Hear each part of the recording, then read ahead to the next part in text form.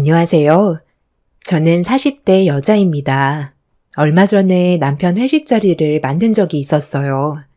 20명 정도의 상차림을 준비하기 위해서는 많은 시간이 필요하고 체력적인 소모 또한 상당한데도 시모는 제 노력을 알아주는 것보단 오히려 상차림을 보더니 상처되는 말들을 거침없이 꺼냈어요. 시모의 말을 듣고 있던 저는 서운한 마음에 불만을 털어놨는데 그 순간 충격적인 사건이 터졌습니다. 시모와 저와의 갈등은 꽤 오래전부터 지속되고 있었어요. 남편과 10년의 결혼 생활 동안 시모 때문에 정신적 고통을 많이 받고 있었지만 그래도 남들 사는 거 다 똑같을 줄 알고 최대한 좋게 넘어가려 노력했었어요. 한 번씩 시모의 행동이 지나치다고 생각이 들 때는 저도 모르게 불만 섞인 말이 나왔었고, 그럴 때마다 집안에는 폭풍이 휘몰아쳤지만 시간이 지나면 시모는 또 언제 그랬냐는 듯이 저에게 다가와 서운해하는 감정을 풀어주었습니다. 이런 일이 반복이 되다 보니 나중엔 시모가 또 반복해서 저에게 상처를 줄 거라는 걸 알았기 때문에 거리를 뒀고 마음을 열지도 않았어요.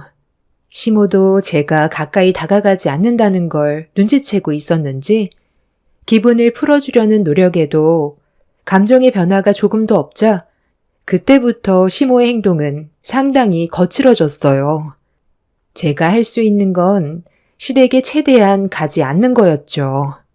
이런 시간들이 너무 힘겨웠었고 남편과 진지하게 상의를 한 뒤에 당분간 시댁에 가지 않는 걸로 결정을 내리게 되었습니다. 시모는 시간이 지나면 괜찮아질 줄 알았는지 제 기분을 풀어주려고 하는 것보단 거리를 둔다는 거에 분노했어요. 결국 참다 못한 남편도 집안의 장남이 어떠한 행사에도 참여하지 않자 다른 곳으로 화를 풀어냈어요. 동서가 저에게 전화가 와서는 불만을 쏟아내기 시작했고 화살이 동서들에게 갔다는 걸 알 수 있었죠. 형님, 언제까지 버틸 거예요? 그냥 먼저 와서 머리 숙이고 죄송하다고 그러세요. 형님 때문에 저희만 계속 피해를 보고 있잖아요. 어머님이 뭐라고 하는 줄 알아요? 형님이 없으니까 집안 꼴이 엉망진창이라면서 저 막내 동서에게 막말을 퍼부어댔는데 좀 전에 힘들게 땀 흘려 준비한 밥상을 뒤엎어 버렸다니까요. 이런 식으로 살다간 저까지 정신병에 걸리겠어요. 언제 올 거예요? 지금이라도 당장 와서 상황 정리 좀 해주세요. 동서도 어머님 댁에 안 가면 되잖아. 뭐하러 그렇게 힘든 길을 택하고 있어. 그냥 나처럼 영 끊고 살아. 크게 어려운 것도 아니더라고. 어차피 손해보는 건 어머님이야. 지금 내가 다시 어머님 댁에 고개 숙이고 들어가게 되면 나를 대하는 행동은 더 가해질 텐데 나는 더 이상 난리치는 꼴 못 보겠어. 한두 번도 아니고 하루에도 수십 번씩 바뀌는 어머님 성격 솔직히 감당하기 너무 힘들잖아. 동서도 이번 일을 진지하게 생각해봐. 우리도 행복하게 좀 살아보자. 아유, 형님이야. 아주버님과 뜻이 같으니까 그렇게 할 수가 있는 거죠. 저는 아예 선택권조차 없다고요. 저는 말을 안 해본 줄 아세요?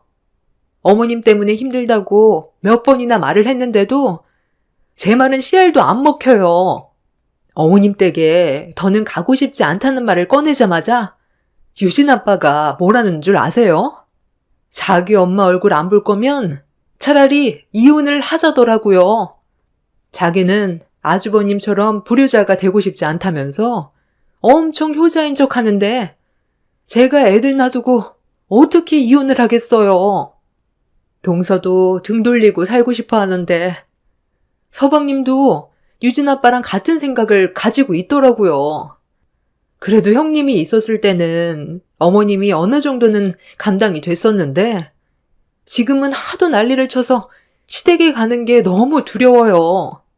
형님이 그냥 어머님 히스테리 받아주면서 좀 참으면 안 돼요?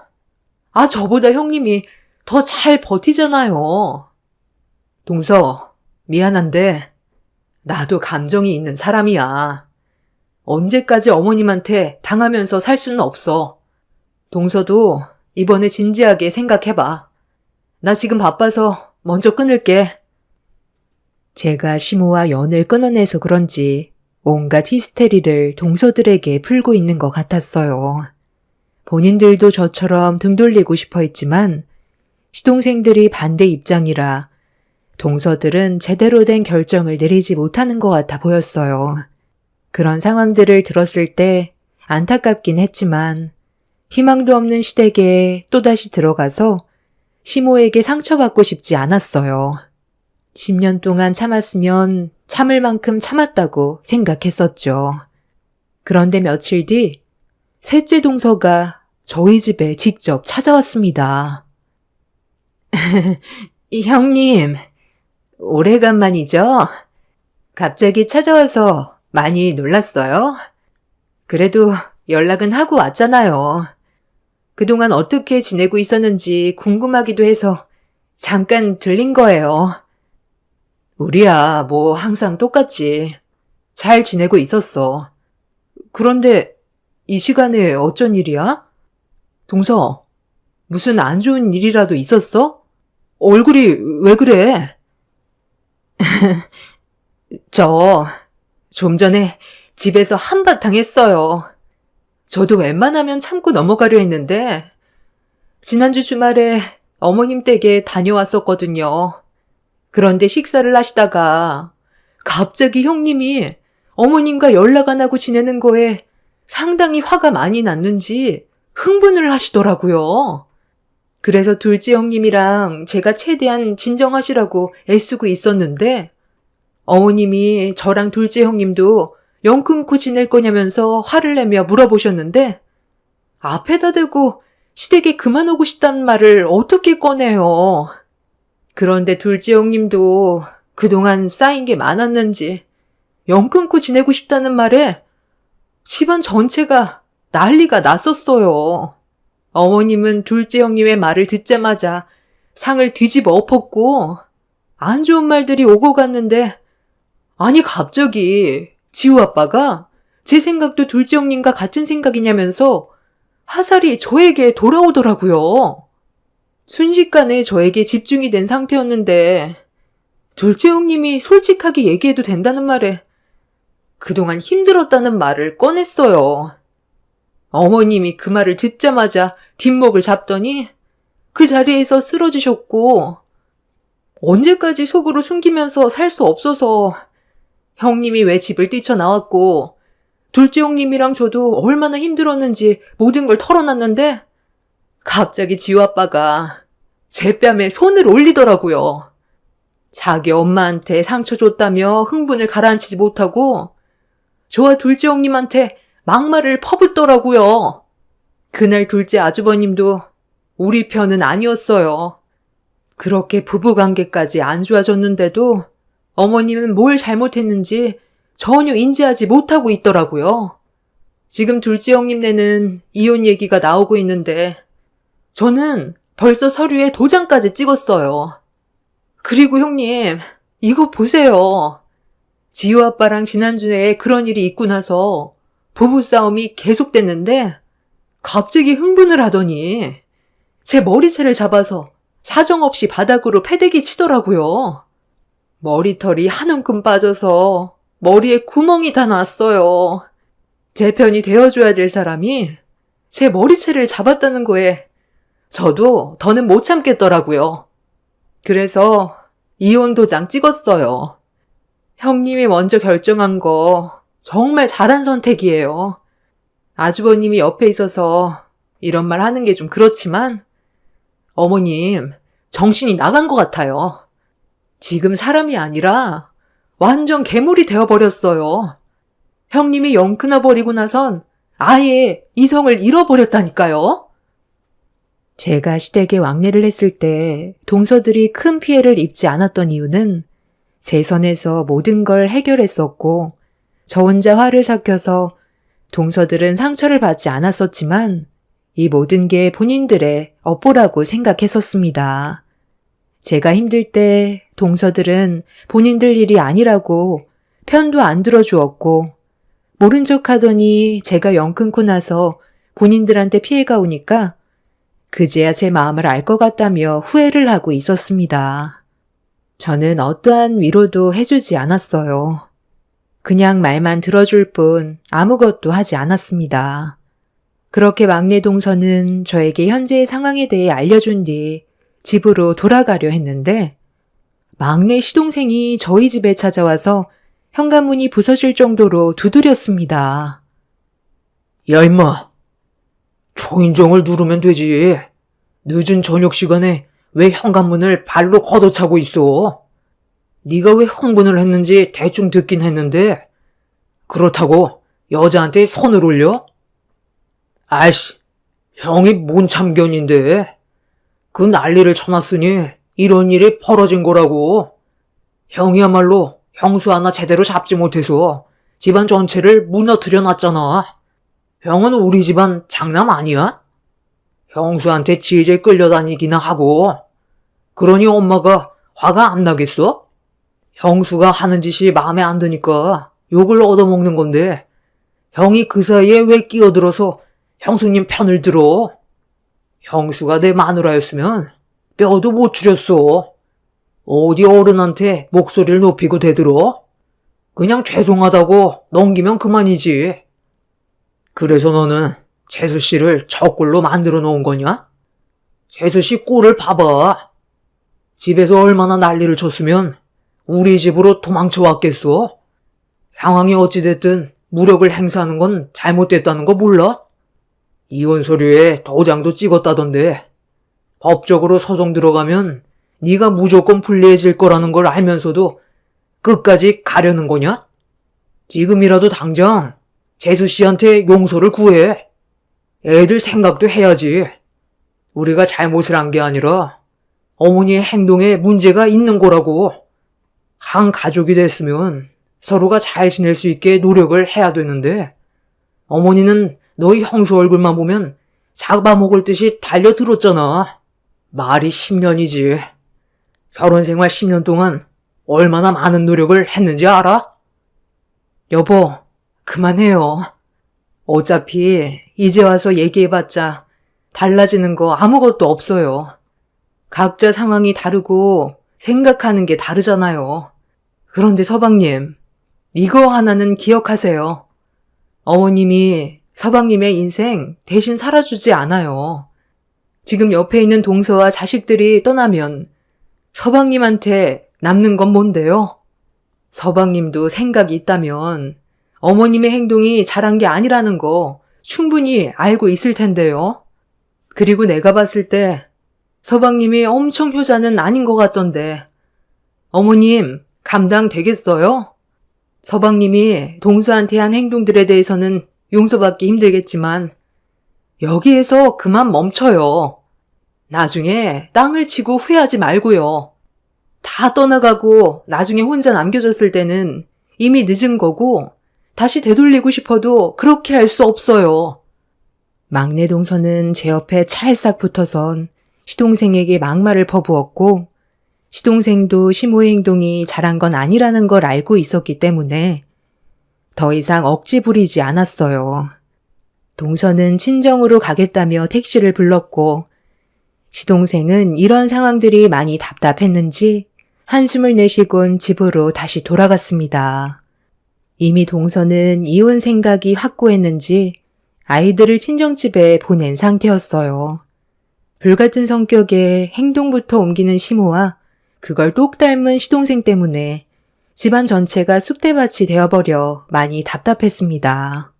어른이면 어른답게 행동을 해야 되는데 시모의 잘못된 행실이 불러온 결과에 이미 집안 전체가 무너져버린 상태였습니다. 결국 시모 때문에 동서내외는 이혼을 결정했어요. 시동생이 동서에게 손을 올린 행위에 대해서 법적 소송을 제기했고 시동생은 위자료와 친권까지 포기하게 되었습니다. 둘째 동서내외도 이미 금이 가고 있었기 때문에 이혼 얘기가 오고 갔는데 시동생들이 왜 시모의 편에 서는지 이해할 수가 없었어요. 자기를 낳아준 부모를 어떻게 평생 등 돌리고 사냐며 불효자가 될 수 없다는 말을 꺼냈는데 무슨 말이 더 필요하겠어요. 더 이상 대화 자체를 하고 싶지 않았습니다. 시댁 집안에서 정상적인 사람은 남편밖에 없다는 게 안타까울 뿐이었죠.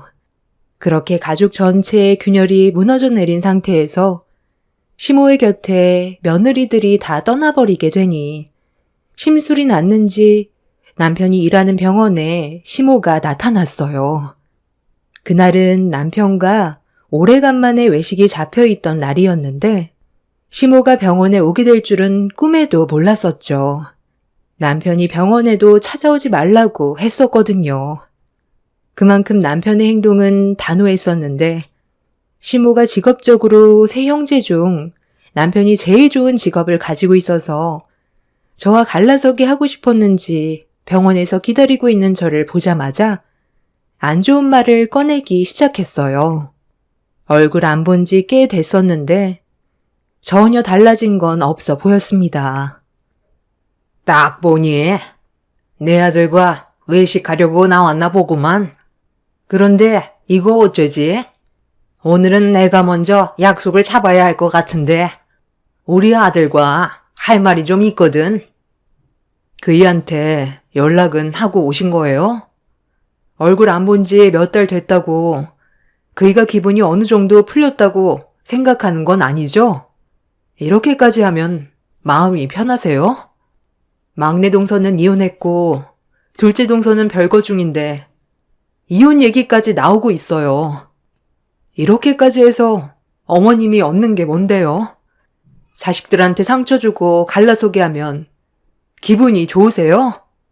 저도 사람이고 어머님한테 그동안 서운했던 일들이 많았었기 때문에 안 좋은 감정이 터져 나온 건데 제가 왜 이렇게까지 단호하게 행동하게 됐는지 어머님의 행실을 되돌아보셨다면 다시 좋은 관계로 발전할 수 있는 계기는 충분히 있었다고 생각해요. 그런데 지금은 이미 늦은 것 같네요. 내가 원하는 며느리상은 무슨 말을 해도 다 받아들이고 토달지 않는 걸 원했는데 너는 말끝마다 나한테 불만 섞인 말을 했었잖니? 나도 그런 너의 행동이 마음에 안 들었고 신경에 거슬리기 시작했다. 시키면 시키는 대로 입 다물고 하면 되지. 너까지 감히 나한테 토를 다는데 내가 그런 행동을 지켜볼 수 있을 것 같니? 잘난 집안도 아니면서 의사인 내 아들 데려갔으면 내가 무슨 짓을 해도 감수해야지. 나는 오늘 무조건 내 아들과 대면해야 되니까 더 이상 신경 거슬리게 하지 마라. 시모와 안 좋은 대화를 주고받고 있는데 남편이 퇴근을 하려고 직원들과 함께 걸어오고 있었는데 직원이 이산 집에서 집들이 겸 회식을 하는 거냐고 물어보는데 그 말을 듣게 된 시모가 남편한테 다가가 이사까지 했냐고 목소리를 높였습니다. 직원들은 분위기가 안 좋아지자 급하게 자리를 피했어요. 어머니랑은 상관없는 일이잖아요. 제가 그런 것까지 일일이 말씀드릴 필요도 없고요. 진료받으러 왔으면 다른 과에서 진료 받으세요. 저는 오늘 집사람과 외식을 하기로 했거든요. 병원도 바꾸든지 해야지. 제가 일하는 병원에 드나드는 거 상당히 불편하네요. 제 입에서 좋은 말 나오지 않을 거라는 거 모르는 거 아닐 텐데 연락 한 통 없이 무작정 찾아오는 거 상당히 불쾌하다고요. 뭐 때문에 오셨는지 모르겠지만 지금 기분으로 어머니랑 대면하고 싶지 않아요. 너 정말 너무한 거 아니니? 나보다 며느리가 더 중요하다는 거야?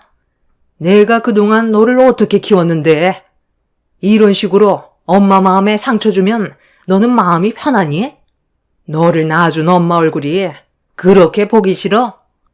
이사까지 했을 거라곤 상상도 못했다. 오늘 여기 온 이유는 너랑 다시 좋은 관계로 풀어나가고 싶어서 왔는데 엄마랑 잠깐 시간 좀 보내줄 순 없니? 기니 할 말이 좀 있는데. 너희들 외식은 언제든지 할 수 있잖아. 너는 평생 동안 엄마 얼굴 안 보며 살아갈 수 있니? 저와 관계를 풀어가기 전에 이 사람과의 관계가 먼저인 것 같은데요? 그리고 먼저 동생들 관계도 다시 예전처럼 돌려놓으세요. 그 전까지 얼굴 보기 힘들 것 같아요. 뭐가 우선인지 생각해 보시고 머릿속이 정리되면 그때 다시 오세요. 그럼 저는 할 말 끝났으니 애들도 기다리고 있어서 먼저 가볼게요. 남편은 단호하게 행동했고 그런 모습을 지켜보고 있던 시모는 온몸을 부들부들 떨면서 저를 노려봤어요. 이 모든 상황이 제 탓인 것 마냥 생각하는 듯 보였습니다. 사실 남편은 중학교 때 시어머니가 일찍 이혼해 두 시동생들만 데리고 집을 나가서 시모에 대한 정이 없어요. 그러다 보니 시부의 도움으로 악착같이 공부해 의대에 합격하게 된 거였죠. 시간이 아무리 지나도 시모는 달라질 것 같지 않았고 저희 부부는 그렇게 시모를 지나쳐 병원을 나왔습니다. 시모는 저희가 시야에서 사라질 때까지 끝까지 노려봤는데 며칠 뒤 충격적인 일들이 펼쳐지게 되었네요. 저희 부부가 이사를 했었던 건 시모 때문인 것도 있었지만 남편이 일하는 병원에서 집까지 교통편이 너무 안 좋아 아침만 되면 상당히 많이 막혔어요. 반대로 제가 일하는 회사의 교통편은 나쁘지 않아 이사를 결정하게 되었고 그렇게 새로운 지역으로 옮기면서 집들이 겸 회식을 저희 집에서 하기로 했어요. 그런데 저희 집을 몰래 알아낸 시모가 음식을 한창 준비하고 있을 때 문을 두드렸어요. 역시 우리 아들이 능력이 좋아서 이런 멋진 주택까지 마련하고 정말 대단해. 내가 아들 하나는 정말 잘 낳았다니까. 음식 준비는 잘 돼가니? 그런 얼굴로 쳐다보지 마라. 네가 저번에 나를 무시하고 내 아들과 외식을 했을 때 끝까지 따라가 집이 어딘지 알아냈었다. 이사를 했다는데 한번 와봐야 하지 않겠어? 오늘이 집들이 겸 회식 날이라며 내가 오늘 병원에 잠깐 들려서 우리 아들과 같이 일하는 동료 의사에게 물어봤지. 20명 정도 온다고 하는 것 같던데? 병원 이사장까지 온다더만. 신경 바짝 써야 되겠어. 오늘이 앞으로 우리 아들 병원 생활하는데 중요한 자리가 될 것 같은데 음식 준비 대충 하는 거 절대로 용납 못한다. 어머님이 돌아가 주시는 게 저에게 도움이 될 것 같은데요. 이런 식으로 무작정 찾아오면 그이가 집에 들어왔을 때 좋아하겠어요? 어머님이 하는 행동이 그 사람의 앞길을 막는다는 생각은 안 해보셨어요?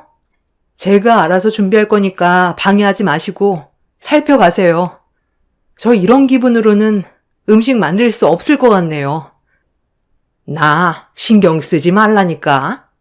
집 구경이나 하고 나올 테니 너는 음식 만드는데 집중해라. 전에 살던 집보다 얼마나 좋아졌는지 한번 둘러볼까? 시모는 막무가내로 저희 집 문을 열고 들어갔어요. 마당에서 음식 준비를 한창 하고 있던 저는 시모가 들어온 순간부터 모든 게 일시정지가 되어버렸고 음식을 어떻게 만들고 있는지도 모른 채 집안에 들어간 시모가 신경이 쓰여서 아무것도 하지 못했습니다. 남편이 사람들을 데려올 시간은 가까워 오는데 시모 때문에 일이 진행이 안 되자 짜증이 난 저는 집 안으로 들어갔어요. 시모는 집안 전체를 돌아다니면서 전부 휘젓고 있었습니다. 더 이상 시간을 지체하다가는 그날 일정이 정말 꼬이게 될 것 같아 시모에게 그만 돌아가 달라며 현관문 밖으로 밀어냈는데 시모가 저를 밀치더니 작은 방에는 뭐가 있는지 궁금하다면서 문을 벌컥 열었어요. 시모는 한참 동안 아무 말 없이 작은 방을 쳐다보다가 저를 바라보더니 눈이 아래로 향했습니다. 그리고 시모는 저를 보며 한마디 했어요. 너 임신했냐? 누구 허락 없이 임신이야? 지금 네 나이가 몇인데 임신을 하면 어쩌자고? 지금 애들 키우는 것도 벅차면서 셋째 임신까지 해? 임신하는 것까지 허락을 받아야 되는 거예요? 부부 생활하다 보면 예기치 않은 일들도 생기는 거죠. 다들 축하해 주는데 어머님은 뱃속에 손주가 생긴 게 상당히 마음에 안 드나 봐요. 어차피 어머님과 상관없는 일이니 그만 나가주세요. 지금 어머님 때문에 음식 준비하는 게 집중이 되지 않아서 너무 힘들어요. 내가 왜 나가니? 나는 오늘 내 아들과 저녁 한 끼 하고 싶어서 온 건데 나도 같이 할 수 있잖아. 내 아들 올 시간도 거의 다 된 것 같은데 음식 준비가 얼마나 됐는지 한번 볼까? 예, 지금 이게 뭐니? 이걸 상차림이라고 준비해 놓은 거야? 이런 식으로 음식을 만들어 놓으면 누가 먹어? 돼지도 거들떠 안 보겠다. 시모는 마당에 펼쳐진 음식들을 보더니 손님이 오지도 않았는데 손으로 반찬을 주워 먹으며 간을 보기 시작했어요. 입에 들어갔다 나온 손을 다른 반찬 위로 올라가길래 더럽게 뭐 하는 짓이냐고 시모의 팔을 잡아챈 뒤 나가실 거 아니면 방해하지 말라며 시모를 강제로 자리에 앉히는 순간 시모가 어디서 어른의 팔을 함부로 잡냐고 임신을 한 저에게 발길질을 했습니다. 너무 순식간에 일어난 일이라 방어를 하지 못하고 시모의 발길질에 배를 맞으면서 뒤로 넘어졌고 식탁 테이블에 그대로 머리를 부딪혔어요. 시모는 발길질 한 번에 넘어가냐며 피식 웃고 있었습니다. 너무 갑작스럽게 일어난 일이라 넘어졌다가 저도 모르게 벌떡 일어났는데 멀미를 한 것처럼 어지러움이 느껴졌어요.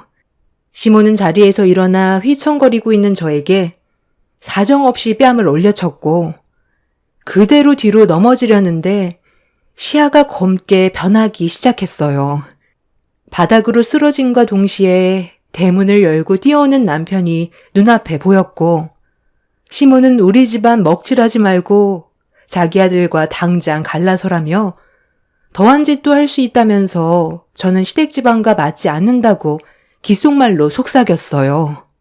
남편이 어떻게 된 거냐고 시모에게 소리치는데 시모는 음식을 준비하다가 갑자기 쓰러졌다며 거짓말을 하고 있었습니다. 남편은 정신 차리라면서 제 얼굴에 조심스럽게 뺨을 쳤고 순간적으로 남편의 말이 지속적으로 제 귀에 들리면서 다시 정신을 차릴 수가 있었습니다. 남편은 좀 전에 저와 시모가 어떤 상황이었는지 전혀 알지 못한 상태라 시모에게 어떻게 된 거냐고 물어보았고 제가 옆에 있는데도 거짓말을 하는 시모의 말에 화가 머리끝까지 올라와 분노가 끌어올랐는데 온몸에 힘이 없었습니다. 남편은 당장 병원부터 가봐야 할 것 같다면서 초점을 거의 잃었다며 뇌진탕 증세가 있는 것 같다고 저를 들쳐업었고 남편과 함께 온 동료 의사들의 도움을 받아 대문을 나가려는데 뒤늦게 들어온 병원 이사장님이 저를 부르며 달려왔어요. 그네야, 내가 너무 늦었다. 빨리 오고 싶었는데 차가 막혀서 너무 늦게 왔네.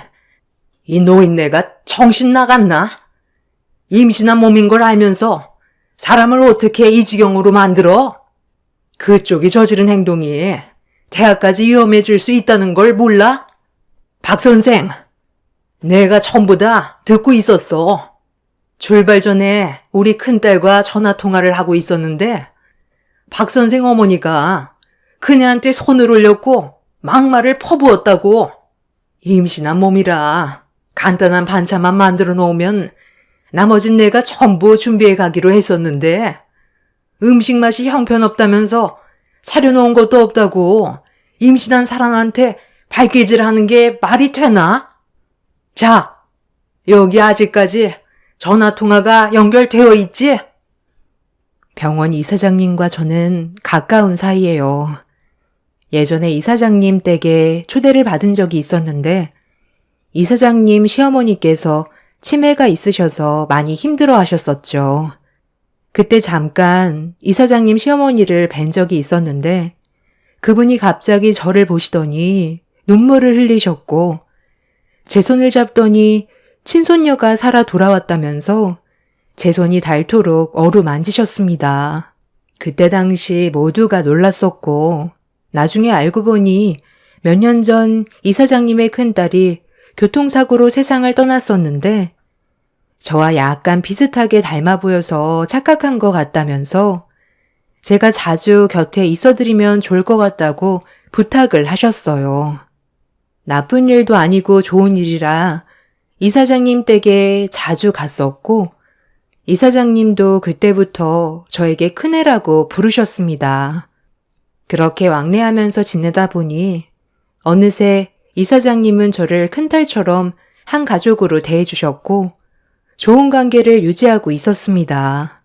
저희 엄마와도 나이가 비슷해서 저 또한 마음 열고 다가갈 수 있었죠. 그렇게 허물없이 관계를 유지해오고 있었는데 이번에도 제가 임신한 사실을 아시고 많은 음식을 준비했다며 저보고 쉬라고 했었지만 그래도 손님인데 그건 예의가 아닌 것 같아 기본적인 음식들을 준비하면서 이사장님과 통화를 하던 도중에 시모가 들어온 거였어요. 저는 시모 때문에 정신이 없던 상태에서 전화통화를 끊어야 하는 것도 깜빡하고 있었는데 이런 상황을 이사장님이 전부 다 듣고 있었습니다. 남편은 이사장님이 녹음한 통화 내용을 전부 다 듣게 되었고 남편과 시모의 두 남빛은 동시에 썩어 들어갔어요. 남편은 조용히 넘어가지 않을 거라며 저를 데리고 병원으로 이동해 치료를 진행했어요. 다행히 뱃속의 아이는 크게 문제는 없었고 저도 가벼운 뇌진탕으로 끝날 수 있었습니다. 그리고 지금 현재 시모는 법적 처벌을 받기 위해 소송 중에 있어요. 이번에 저지른 일은 도저히 그냥 넘어갈 수가 없습니다. 시모의 행동은 사람이 할 짓이 아니라고 생각합니다. 하마터면 저와 아이의 생명까지 잃게 될 뻔했던 아찔한 순간이었고 변호사는 법정에서 이사장님과의 통화 내용에 저의 임신 사실을 알고 있음에도 무력을 행사한 녹취록을 통해 시모의 행동이 의도적이었다는 걸 재판부에서 인정할 것 같다며 재질이 무겁게 내려질 거라고 설명해 주었습니다. 남편도 이번 일을 통해 단단히 질렸는지 평생 얼굴 안 보고 살 거라고 하더군요. 저도 그걸 바라고 있습니다. 한 번 아닌 사람은 끝까지 아니라는 걸 이번 일을 통해 확실히 알 수 있었네요. 제 사연 들어주셔서 감사합니다. 안녕하세요. 저는 오늘 사사건건 온갖 참견을 다 하던 시어머니가 결국 나락으로 떨어지게 됐던 하나의 사건을 여러분들께 알려드리고자 사연을 신청하게 된 40대 여자입니다. 남편과 10년의 결혼 생활을 하는 동안 제가 제일 힘들었던 점은 시모의 참견이었어요. 전혀 신경 쓰지 않아도 되고 저 혼자 알아서 해결할 수 있는 일인데도 한 공간에 시모가 자리에 있다면 무조건 한마디는 들어야 상황이 정리가 되었습니다. 이런 일들이 10년간 반복이 되다 보니 정신적으로 너무 힘들었어요. 겪어보지 못한 분들은 사건의 당사자가 아니기 때문에 이 문제가 얼마나 심각한지 피부로 와닿지 않을 테지만 제가 지금부터 써내려가게 될 이야기를 들어보신다면 왜 사연을 신청하게 됐는지 충분히 이해하실 겁니다.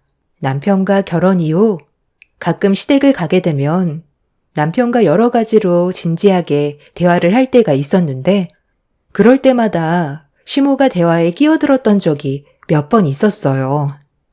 그때 당시에는 시모에 대해 모르는 게 많았기 때문에 저희 부부가 잘 되길 바라는 마음에 작은 관심이라고 생각했었습니다.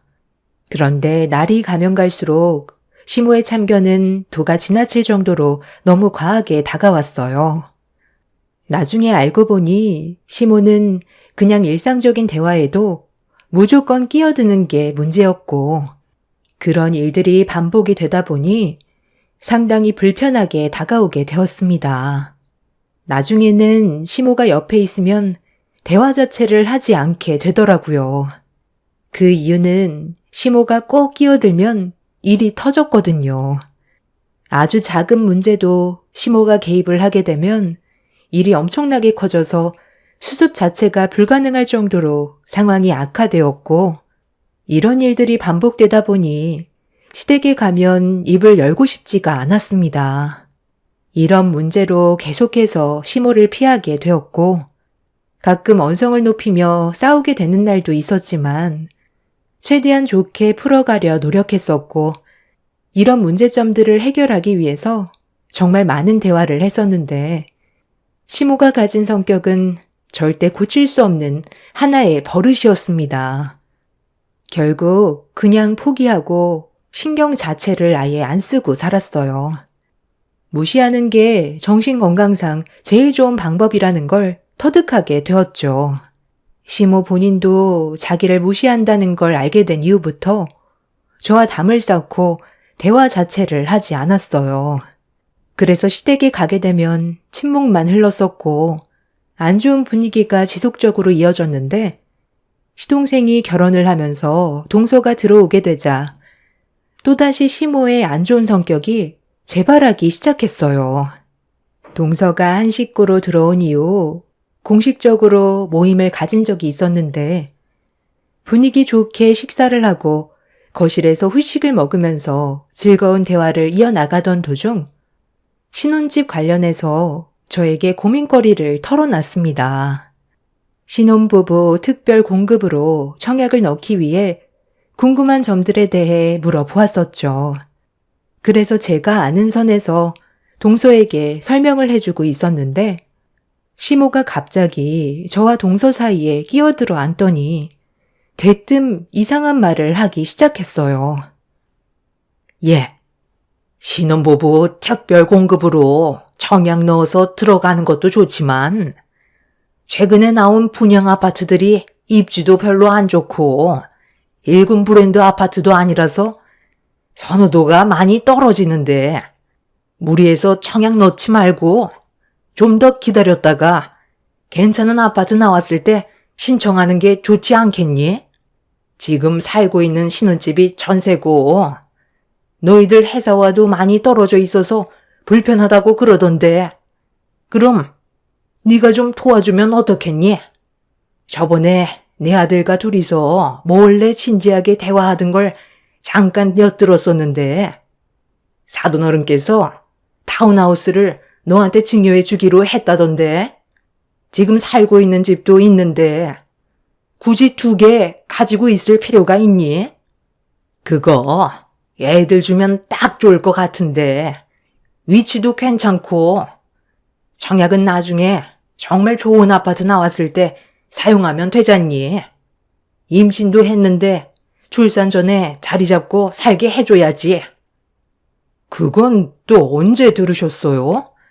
그리고 그거 아직 확실한 것도 아니고 저희 부모님이 저한테 증여해 주시겠다는 건데, 그걸 동서 임신했다고 주는 건 말이 안 되죠. 왜 말이 안 돼? 가족끼리 그 정도도 못 해줘? 사돈어른이 증여해 주겠다던 타운하우스 시세 대충 알아보니까 9억 정도 하더구만. 너희 집안은 그 정도는 껌값이잖아. 얘가 이렇다니까. 가족보다 돈을 더 중요하게 생각해서 문제야. 작은 애들이 고생해서 사는 것보다 좋은 위치에 자리 잡아 안정적으로 살면 얼마나 보기 좋아? 어머님, 아니, 괜찮아요. 그렇게까지 할 필요는 없을 것 같아요. 9억이나 하는 타운하우스를 그냥 달라는 게 상식에서 벗어난 생각이잖아요. 어머님, 저희가 알아서 할게요. 다 너희들 생각해서 그러는 거야. 있는 놈들이 터하다더니.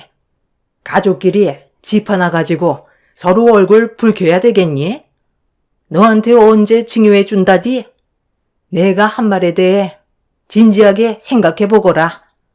있는 집안이면 베풀 줄도 알고 살아야지. 너는 항상 내가 하는 말에 왜 이렇게 부정적으로 반응을 하는 거니? 좋게 얘기해 줄 수도 있잖아. 저희 지금 청약 관련해서 대화 중이었는데 어머님이 갑자기 끼어들었잖아요. 방금 설명드렸잖아요.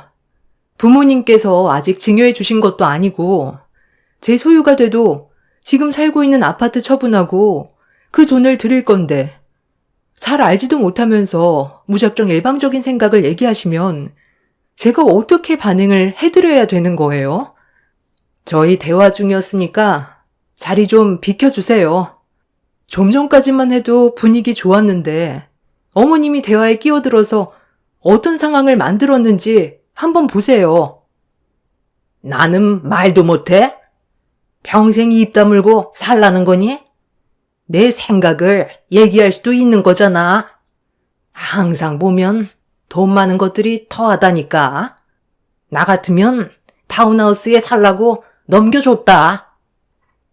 동서와 저는 청약 관련해서 대화 중이었는데 시모가 갑자기 끼어들더니 이상한 말들을 늘어놓아서 분위기는 또다시 순식간에 안 좋아졌고 점점 더 언성이 높아지자 동서가 집 얘기를 괜히 꺼낸 것 같다면서 저에게 죄송하다며 급하게 자리를 피했어요. 시모는 항상 자기 중심적으로 생각 없이 행동하는 게 문제였고 이런 생활이 질려버린 저는 그날 이후 시댁에 모이는 일이 있어도 일부러 가지 않았어요. 정신적으로 더 이상 시달리고 싶지 않아 아예 피하는 게 최선의 방법이라고 생각했었습니다. 그런데 어느 날 전혀 예상하지 못했던 상황이 펼쳐졌고 남편과 저는 시모의 돌발 행동에 당황해서 뭐 하는 짓이냐고 화를 냈어요. 너희들이 하도 바쁜 것 같아서 직접 얼굴 보러 왔는데 고맙게 생각해야 되는 거 아니니?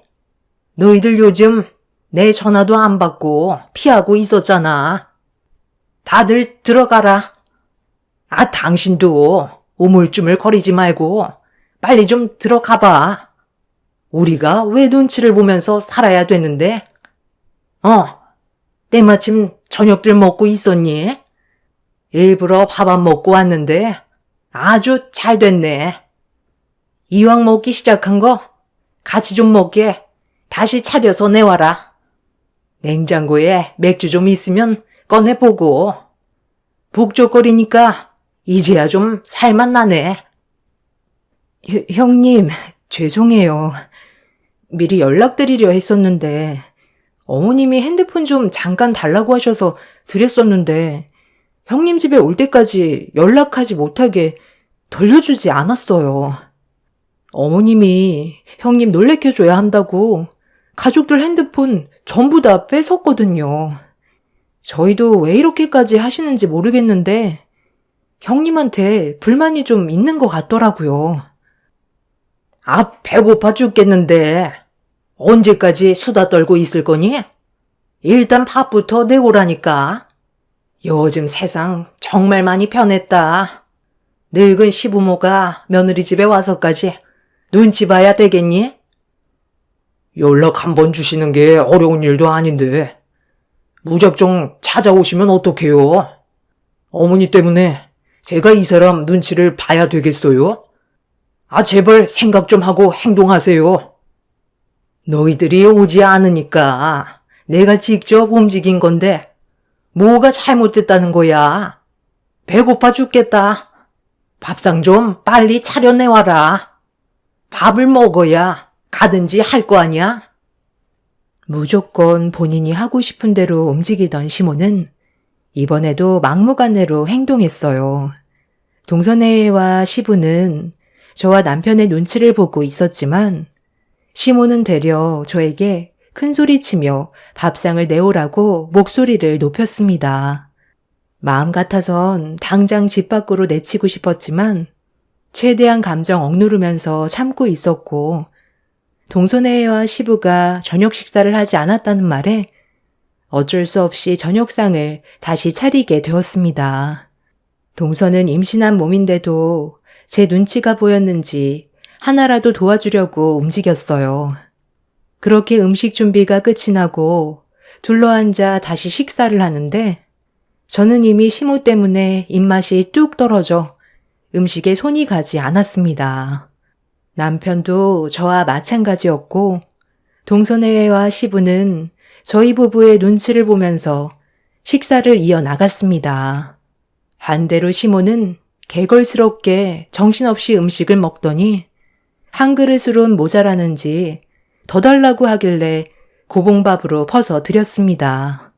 시모는 저를 보며 이런 식으로 반항하냐면서 한마디 툭 던지시곤 식사를 이어나가시더니 동서와 제가 대화하는데 또 끼어들었어요. 작은 며느리가 곧 출산인데 당연히 네가 옆에서 몸조리하는 거 도와줘야지. 회사에 사정 얘기하고 한동안 옆에 붙어 있어줘라. 어려운 거 아니잖아. 어머님, 그냥 하시던 식사 마저 하세요. 왜 또 끼어드는 건데요? 동서가 출산하면 동서네 가족이 와서 신경 써 준다는데 왜 제가 회사까지 빠지면서 도와줘야 되는 건데요? 지금 동서가 저에게 조언을 구하고 있잖아요. 출산 후에 여러 가지로 궁금한 것들 물어보는 건데 꼭 참견해야 마음이 풀리세요? 그러는 어머님이 옆에서 몸조리 도와주면 되겠네요. 집에서 하는 일도 없으신데 그 정도는 해주실 수 있잖아요. 어머님은 그런 거 귀찮아하셔서 제가 아이 낳았을 때는 일절 도와주지 않으셨는데 동서는 엄청 아끼시니 그 정도는 해주실 수 있잖아요. 식사 다 하셨으면 그만 들어가세요. 저희도 다음날 일찍 출근해야 돼서요. 그나저나 타운하우스는 어떻게 됐니? 아직까지 해결 안 된 거야? 내 말대로 작은 애 출산 선물로 주면 딱일 것 같은데 가진 게 있으면 나눠줄 줄도 알아야 되는 거야. 또 그 얘기세요? 이제 좀 그만하면 안 될까요? 제가 알아서 할 문제이고 저희 부모님이 저에게 증여해 주신 걸 동서 출산 선물로 준다는 건 말이 안 되잖아요. 형님, 그만 열내세요. 어머님도 이제 그만하세요. 왜 이런 문제로 계속 얼굴을 붉혀야 되는지 모르겠어요. 제가 중간에서 얼마나 난처한지 아세요? 난처할 게 뭐가 있어? 타당하게 요구하는 건데 큰 며느리가 욕심이 좀 많아. 가진 것도 많으면서 베풀 줄을 모른다니까. 가족이면 당연히 요구할 수 있는 거지. 그럼 어머님이 살고 계신 그 집 처분해서 타운하우스 하나 장만해주면 되겠네요. 가족이니까 저도 이 정도는 말할 수 있잖아요. 지금 살고 있는 집 처분하면 동서네한테 좋은 집 하나 장만해줄 수 있을 것 같은데 차라리 그렇게 해주세요. 저는 어머님의 요구를 들어줄 생각도 없고 더는 듣고 싶지도 않아요.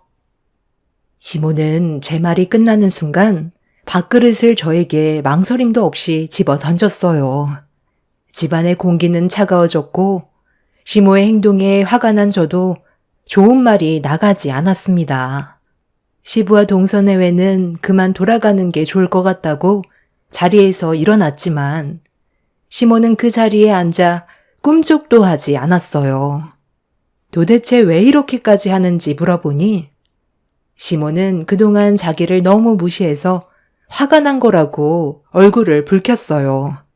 무시를 한 게 아니라 상식적으로 말이 안 되는 요구와 대화를 할 때마다 끼어들어 상황을 악화시키는 시모의 잘못된 행동들이 저를 너무 힘들게 해서 거리를 두는 것뿐이라고 설명드렸지만 시모는 자기를 서운하게 만든 행동들에 대해 화가 많이 났다고 제 말을 귀 기울여 듣지 않았습니다. 가족들 모두 시모가 잘못한 거니 그만하라고 말했지만 시모는 끝까지 고집을 부렸습니다. 남편은 그런 시모에게 많이 실망을 했는지 결국 행동으로 움직였고 강제로 시모를 밖으로 내쫓아 버렸어요. 문 앞에서 난리치는 거 동선애와 시부가 겨우 말려서 집으로 돌아가긴 했지만 이런 상황들이 너무 짜증이 났어요. 매번 말끝마다 참견하고 말도 안 되는 억지까지 부리는 시모와 더는 얼굴 보며 살고 싶지가 않았습니다. 그래서 그날 남편과 진지하게 대화를 주고받았어요. 최대한 시모와 멀리 떨어져 사는 게 최선의 방법인 것 같아 저희 부부는 다른 지역으로 집을 알아보게 되었습니다. 큰일 아니면 얼굴 안 보고 사는 게 정신건강상 좋을 것 같아 최대한 거리를 두기 위해 저희 부부는 결국 이사를 선택하게 되었고 시모 몰래 집을 옮겨버렸습니다. 시간이 꽤 걸렸지만 그래도 제가 해결할 수 있는 최선의 방법이었죠. 뒤늦게 이 사실을 알게 된 시모는 저에게 전화를 했어요. 어느 정도 예상은 하고 있었지만 역시나 연락도 없이 전에 살던 집에 방문을 하셨고 이사를 갔다는 말을 듣게 되자마자 저에게 전화해서 허락도 없이 움직였다며 화를 냈습니다. 저는 그동안 시모에게 받았던 안 좋은 감정들에 대해 털어놓으면서 너무 힘들어서 이사 결정하게 된 거라고 명절 외엔 시댁에 갈 일은 없을 것 같다며 확실하게 제 생각을 전달했어요. 그렇게 한동안 조용하게 지낼 수 있었고 늦은 감이 있었지만 제 삶을 찾은 것 같아 마음이 한결 편해졌었는데 얼마 뒤 동서의 출산이 임박했다는 소식을 접하게 되었습니다. 저희 부부는 서둘러 산부인과를 찾았는데 그 자리에는 시부모와 시동생 그리고 동선의 가족분들이 한자리에 모여 계셨어요. 그런데 모두들 심각한 얼굴로 분만실을 바라보고 있었습니다. 남편이 시동생한테 어떤 상황인지 물어봤는데 뱃속에 있는 아이가 너무 커서 자연분만을 시도하다가 산모가 정신을 잃어 급하게 수술을 준비 중이라는 말을 듣게 되었습니다. 그렇게 모두들 분만실 앞에서 긴장한 가운데 잠시 뒤 아이의 울음소리가 산부인과에 울려 퍼졌고 분만실에서 나온 원장님은 아이와 산모 둘 다 무사하다며 가족 모두를 안심시켜 주었는데 시모가 제 옆으로 다가오더니 작은 애 순산 선물로 타운하우스를 선물로 주라며 또다시 쓸데없는 말을 뱉기 시작했어요. 작은 애 출산 선물로 타운하우스 달라는 게 그렇게 어려운 문제도 아닌데 끝까지 고집 부릴 거야? 애들이 안정적으로 살아갈 수 있게 네가 도와주면 좋잖니. 내가 슬쩍 알아보니까 최근에 너한테 증여했다더구만. 그런데 너는 이사한 지 얼마 안 됐잖아. 그럼 또 이사하려는 건 아닐 텐데 공실로 계속 비워둘 거니? 아직도 그 얘기세요? 저희가 오죽했으면 이사했겠어요. 제발 그만 좀 하세요. 그리고 저희 부모님이 저한테 증여해 주신 건 맞지만 이미 다른 사람이 살고 있다고요. 어떤 상황인지 잘 알지도 못하면서 왜 이렇게 고집을 부리세요? 제가 몇 번이나 싫다고 말씀드렸으면 그만하면 안 되는 거예요? 여기까지 와서 얼굴 붉혀야겠어요? 세입자 쫓아내고 내 작은 아들과 며느리 집어넣으면 되는 거지. 가족이 우선 아니니? 너는 작은 애들이 좁아 터진 집에서 살길 원하는 거야? 이번에 서방님 청약 넣은 거 당첨됐잖아요. 아이까지 가족 셋이서 충분히 살 수 있는 넓은 집으로 이사를 갔는데 그 집을 포기하는 게 더 미련한 거죠. 그럼 내가 들어가 살면 되겠다. 우리 애들 들어가게 되면 나도 자연스럽게 같이 살까 했는데 그게 안 된다면 그 집 나한테 줘라. 그래도 되는 거지? 아, 그만 좀 하지 못해? 여기까지 와서 미련을 못 버리는 거야? 이미 그 집엔 다른 사람들이 살고 있다잖아. 언제까지 며느리 속을 긁고 놓을 건데? 저기 김하선 사모님 보호자분들이시죠? 대화하시는데 갑자기 죄송하지만 아이와 산모 둘 다 무사한 건 맞지만 아직 말씀드리지 못한 게 있거든요. 아이한테 약간의 문제가 생겼습니다. 분만실 앞에서 시모와 언성을 높이며 안 좋은 말을 주고받고 있는데 원장님이 순사는 했지만 아이한테 문제가 있다는 말을 꺼냈어요. 동선의 가족분들이 아직 밖으로 나오지 않고 있는 아이한테 어떤 문제가 생겼냐고 물어보니 다리 길이가 다르다는 충격적인 말을 듣게 되었습니다.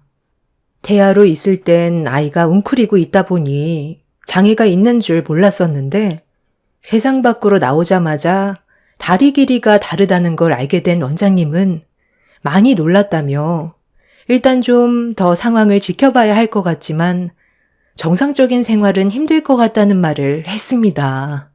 순산했다는 말에 기쁨도 잠시 모두들 충격적인 말을 듣고 절망에 빠져 있는데 시모가 또다시 분위기 파악 못하고 대화에 끼어들었어요.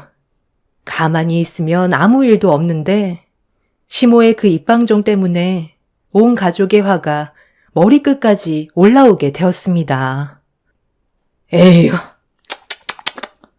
작은 애가 내 아들과 결혼하겠다고 인사 왔을 때부터 건강 상태가 별로 안 좋아 보이더니 왠지 불안하다 했다. 평생 장애를 가진 아이를 데리고 살아야 하는데 내 아들 인생 망쳐놓은 거에 대해 보상해 주던지 아니면 여기서 그만 갈라서라. 애 다리가 짝짝이라는데 그 모습을 보고 살 수 있겠니? 엄마가 다른 좋은 여자 소개해 줄 테니까 다시 새롭게 시작하는 게 좋지 않겠어? 당장 힘들어도 눈 한번 딱 감으면 남은 인생 편하게 살 수 있다. 힘든 길 선택하지 말고 다시 시작하자. 사돈 따님 뱃속에서 나온 아이니까 사돈이 책임지고 키우면 되겠네요. 한 사람은 그래도 살아야 되지 않겠어요? 어차피 작은 며느리가 아이를 키우겠다고 할 텐데 굳이 우리 아들까지 고생할 필요는 없잖아요. 양육비도 지원해 줄 수 없다는 거 알고 계시죠? 애초부터 건강하지 못한 며느리가 들어와서 이 사태가 벌어졌는데 양육비까지 받아가겠다는 건 도둑 심보죠. 말 나온 김에 오늘 이혼 서류 준비해라. 어차피 결혼한 지 얼마 되지도 않았잖아. 아니, 뭐라고요? 이 문제가 제 딸한테만 잘못이 있다고 하기엔 억지스럽죠. 제 딸이 혼자 아이를 가진 것도 아닌데 이혼이라뇨.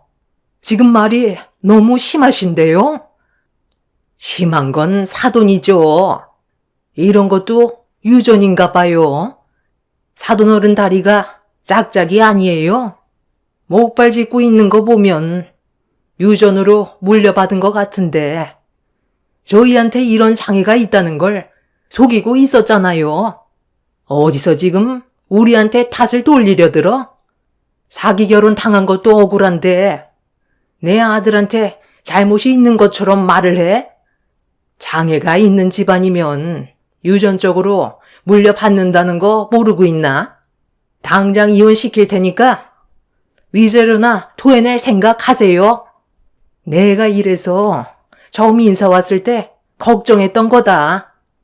작은 애가 평범한 여자들과 다르게 너무 약해 보였는데 이거 봐봐라. 결국 이런 식으로 나타난다니까. 그만 집으로 돌아가자. 더 볼 필요 있겠어? 잠깐만요.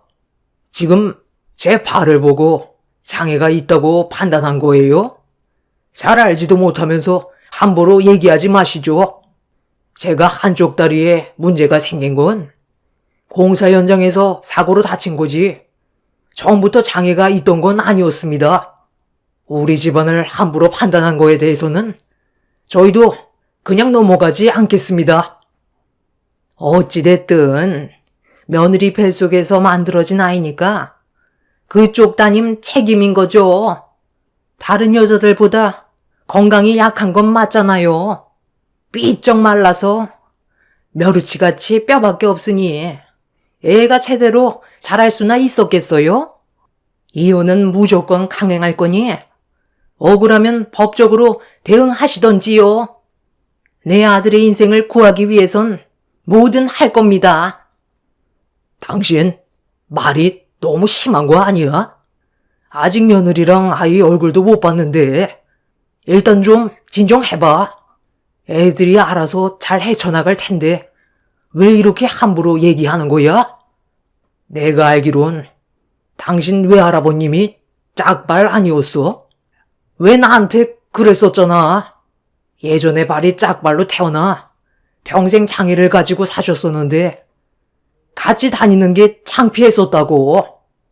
그래서 할아버님이랑 거리를 두고 말도 안 걸었었다면서. 따지고 보면 당신 집안에 문제가 있어서 아이한테 유전적으로 안 좋은 걸 물려준 걸 수도 있는 거잖아. 우리 할아버지가 짝발인 게 왜 여기에서 나오는데? 우리 아들이 문제없이 태어났잖아. 유전적으로 한치 걸러서 물려받는 건 있을 수 없는 일이라고. 무조건 며느리 탓이야. 시모가 열을 올리면서 아이한테 생긴 장애를 동선의 가족에게 탓을 돌리자 동선의 온 가족이 시모 멱살을 잡아 말 함부로 하지 말라면서 흔들어대기 시작했어요. 제가 알기로도 시모의 외할아버님께서 다리에 장애를 가지고 태어나 힘든 생활을 하셨다는 말을 언뜻 들은 적이 있었습니다. 그렇다고 아이한테까지 영향이 갈 거라곤 전혀 상상하지 못했었는데 이런 일이 생기게 되니 저 또한 충격으로 다가왔었어요. 시모는 동선의 가족들과 몸싸움이 일어나기 시작했고 시모는 막말을 퍼부으면서 상황을 더욱더 악화시키고 있었어요. 저희 가족들이 힘들게 말리고 있는데 시모가 마지막으로 뱉은 충격적인 한마디에 입을 다물지 못했고 저희 가족은 더 이상 시모를 말리지 않았습니다. 동선의 가족은 시모의 마지막 말을 듣자마자 줄따기를 올리기 시작했고 아수라장이 되어버린 병원에 경찰들이 출동해서 겨우 상황을 진정시킬 수 있었어요. 시모는 아이가 장애를 가지고 살아가느니 차라리 세상을 떠나는 게 100번 낫겠다며 아이 때문에 자기 아들 불행길을 걷게 할 수 없다고 막말을 퍼부었었죠. 시동생은 자기 엄마에게 많이 실망했는지 다시는 얼굴 보고 싶지 않다는 말을 꺼냈어요. 시부도 시모에게 질려버린 듯 집으로 돌아가셨습니다. 원장님은 추가적인 검사를 진행해야 될 것 같다면서 아이의 다리에 문제가 생긴 거에 대해 정밀 검사를 시작했고 동서는 눈물을 흘리면서 괴로워하고 있었어요. 그렇게 아이의 몸 상태에 대해 정밀 검사를 진행한 결과 또 한 번 놀랄만한 말을 듣게 되었습니다. 간혹가다 뱃속에 웅크리고 있던 아이가 관절이 틀어지는 경우가 있는데 물리치료를 병행하면서 제자리로 잡아주면 다시 원상태로 돌아올 것 같다며 관절의 길이도 다행히 양쪽 다리가 똑같다는 말을 들을 수 있었어요. 원장님은 아이의 몸에 장애가 있는 게 아니라며 치료만 잘 받으면 정상으로 돌아올 수 있다고 희망적인 말을 해주셨고 온 가족이 아이가 정상이라는 말에 눈물을 쏟아내었습니다. 집으로 돌아간 시모는 그 소식을 듣자마자 급하게 산부인과로 왔지만 관계자분들이 시모를 산부인과로 들여보내지 않았어요. 동선의 가족들도 시모를 받아주지 않았고 시동생 또한 나오지 않았습니다. 시모는 그제야 자신이 입을 함부로 놀린 거에 대해 용서를 구했지만 이미 가족 전체가 상처를 받았던 상황이라 용서를 받아줄 마음은 없었는지 시모를 만나주지 않았어요. 시모는 저에게 사정하면서 동선의 가족에게 좋게 좀 설명해 달라고 부탁했지만 저도 시모의 말을 들어주고 싶지 않아 무시해 버렸습니다. 그렇게 집으로 돌아온 이후 지금까지 시모와 얼굴 한번 안 보고 지내고 있어요. 동서내외도 마찬가지로 시모와 연을 끊어버린 상태입니다. 아무리 아이한테 몸에 문제가 생겼다 해도 해선 안 될 말이 있는 건데 차라리 세상 떠나게 해주는 게 모두를 위한 길이라고 했을 땐 가족들 모두 너무 큰 충격을 받았었죠. 앞으로 평생 얼굴 안 보고 살려고요. 그게 가족들을 위한 길인 것 같습니다. 시모의 입방정이 결국 자신에게 안 좋은 결과로 돌아오게 된 사건이었습니다. 지금 현재 시부와는 따로 만나고 있지만 시모와는 얼굴 한번 안 보고 지내고 있어요. 수도 없이 전화가 와서 번호까지 바꿔버렸습니다. 제 사연을 들어주신 여러분들께서도 많은 걸 느끼셨으면 좋겠어요. 사람의 입은 보이지 않는 칼과 같다잖아요. 생각 없이 뱉은 말이 평생 씻을 수 없는 상처로 돌아온다는 걸 제 사연을 통해서 많은 분들이 느끼셨으면 좋겠습니다. 감사합니다. 안녕하세요. 저는 40대 초반 여자입니다. 지난주에 신우 결혼식을 다녀왔었어요. 그리고 그날 결혼식이 들썩일 정도로 충격적인 일들이 펼쳐졌었죠. 문제의 시작은 신우 결혼식이 얼마 남지 않았을 때 시댁에 모인 적이 한 번 있었어요. 신우도 결혼을 하게 되면 모일 수 있는 시간이 많지 않은 것 같다면서 각자 생활이 바쁜데도 시모가 식구들을 강제로 시댁에 불러 모았었죠.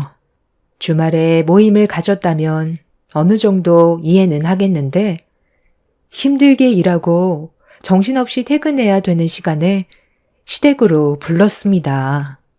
다들 불만은 있었지만 중요한 일이라고 하시길래 모두가 한자리로 모이게 되었고 무슨 일 때문에 불렀는지 시모가 입을 열었을 때 알 수 있었어요. 솔직히 좀 짜증이 났던 게 전화 통화로 해도 충분한 거였고 일부러 시댁에 모이지 않아도 충분히 해결할 수 있는 일들이었는데도 시모는 얼굴 보고 대화를 해서 결정을 해야 된다고 고집을 부리셨던 게 이해가 되지 않았어요. 굳이 바쁜 사람들 붙잡아 두고 신우 결혼식 날 각자가 뭘 해야 되는지 당부를 하셨어요.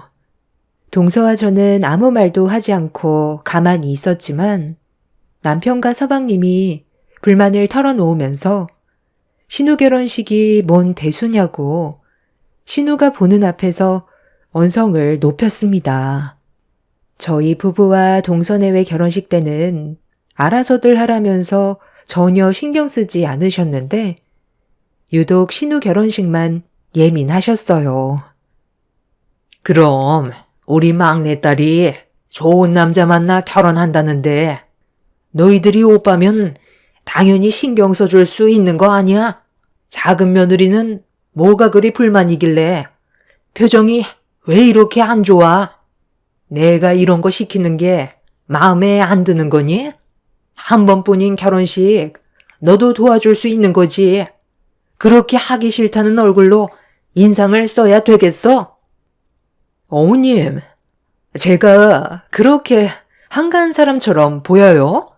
결혼식 그거 참석하는 것도 정말 힘들게 시간 빼서 잠깐 얼굴 보여주는 건데 저보고 지금 하객들 접대하라고요? 하객들 신경 좀 써달라는 건데 그게 그렇게 어려운 문제니? 너 결혼식 날 내 막내딸이 하객들 챙기고 어수선하게 진행될 뻔했던 거 정리해주면서 필요한 것들도 챙겨주고 너 뒤따라 다니면서 여러 가지로 봐줬던 거 기억 안 나? 그때 네가 내 딸한테 뭐라고 그랬어? 결혼할 때 필요한 거 도와주겠다고 하지 않았어? 그때랑 지금이랑 상황이 다르잖아요. 저도 당연히 도와주고 싶죠. 그런데 그날 일정이 바쁜데 아가씨 뒤치다꺼리 해줄 만큼 여유가 없다니까요. 형님 있잖아요. 이 집안에서 제일 한가한 형님이 뒤에서 전부 챙겨주면 되겠네. 그리고 헬퍼 이모 있고 인원이 부족할 것 같으면 돈을 주고 사람을 더 충원하면 되는 거 아니에요? 저 결혼식 날 도와주지 않아도 된다는 거 굳이 나서서 아가씨가 도와준 거잖아요. 그때 얼마나 부담스러웠었는데요. 어찌됐든 저는 그날 도와줄 수 없어요. 결혼식 날 때도 얼굴 잠깐 비추고 가야 하니까 어머님도 제 사정 이해해 주세요. 아가씨 결혼식 문제로 너무 예민하게 행동하시는 거 아세요? 그래요. 굳이 이렇게까지 부를 필요도 없었잖아요.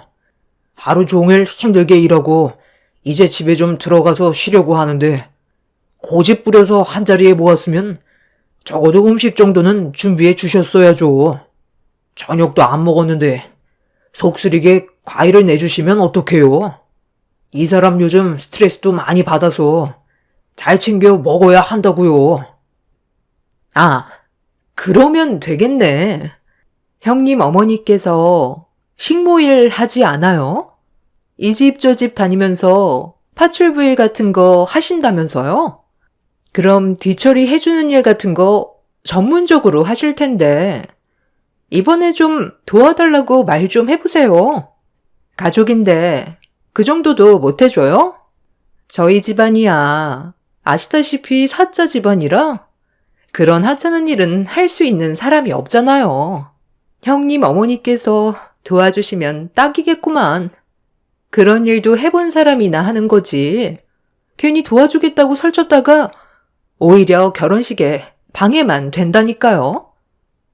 재수씨, 말이 좀 심한 것 같은데? 우리 장모님이 하시는 일이 뭐 어때서 그런 식으로 내리깔면서 얘기하는 거지?